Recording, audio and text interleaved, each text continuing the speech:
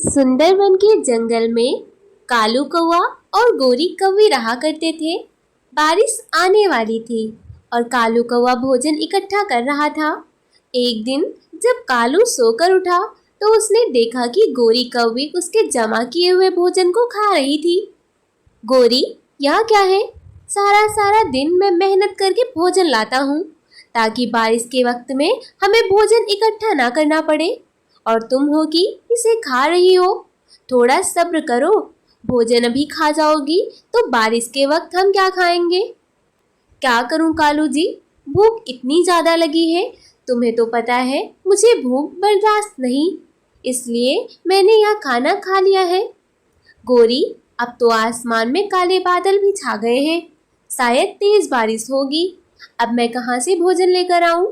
बताओ मुझे। कालू, आप इतनी चिंता क्यों कर रहे हो? वो रानो चिड़िया है ना, वही हमारे भोजन का इंतजाम करेगी। गोरी, तुम होश में तो हो, वो रानो चिड़िया हमें अपना भोजन क्यों देगी? देख लेना कालू जी, वो रानो चिड़िया अपना भोजन हमें खुद देगी। मैंने सुना है रानो चिड़िया ने काफी भोजन इकट्ठा किया है। मैं बताती हूँ क्या करना है। कालू जी, हमें रानो चिड़िया के घर को तोड़ देना है, फिर वह बेघर हो जाएगी। उसके बाद हम रानो चिड़िया को अपने घर में रख लेंगे। गोरी, इससे क्या होगा? कालू जी, चिड़िया अपने साथ साथ इकट्ठा किया हुआ भोजन भी हमारे घर लेकर आएगी, फिर हम उसका भोजन छीन लेंगे। गोरी कौवे की बातें सुनकर कालू कौवा बहुत खुश हो जाता है और उससे कहता है, गोरी, तुम्हारे दिमाग का तो कोई जवाब ही नहीं है। फिर अपने प्लान के मुताबिक कालू कौवा और गोरी कौवी रानो चिड़िया के घर के पास वाले पेड़ पर जाकर छुप जाते हैं।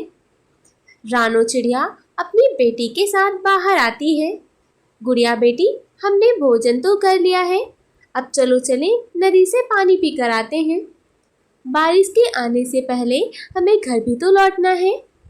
काले बादल छाए हुए थे, ऐसा लगता है तेज बारिश होने वाली है। फिर रानो चिड़िया अपनी बेटी को लेकर नदी पर पानी पीने चली जाती है। इस चिड़िया का घर तोड़ दो। फिर कालू कौवा चिड़िया का घर तोड़ देता है।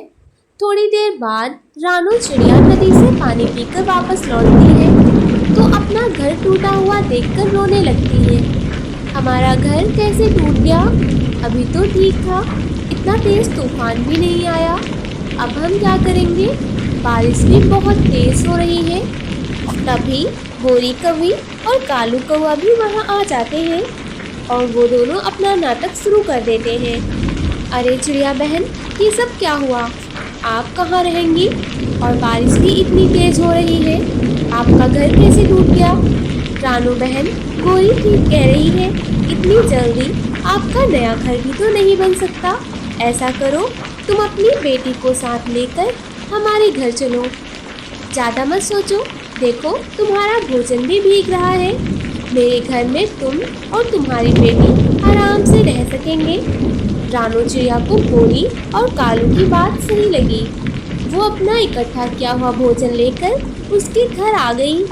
तभी कालू कौवा अपना नाटक शुरू करता है। चलो गोरी, हमें भोजन ढूंढने भी तो जाना है। बाहर बहुत तेज बारिश हो रही है, हमारे पास तो भोजन भी नहीं है जो हम इस बारिश में खा सकें। हाँ हाँ कालू जी, मुझे तो चक्कर आ रहे हैं, कैसे जाऊंगी आपके साथ भोजन ढूंढने? मुझसे तो उड़ा भी नहीं जाएगा। अब हम क्या करें? यह सब देखकर रानो चिड़िया का दिल पिघल जाता है। गोरी बहन, कालू भैया, मेरे पास काफ़ी सारा भोजन जमा है, आप इसे खा लें।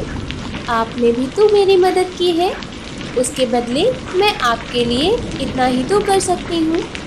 गोरी और कालू भोजन पर टूट पड़ते हैं और थोड़ी ही देर में काफ़ी सारा भोजन खा जाते हैं। अगले दिन भी बारिश नहीं रुकी। गुड़िया बेटी, हमारे पास तो थोड़ा ही भोजन बचा है, कल आधे से ज़्यादा भोजन तो गोरी और कालू ने खा लिया।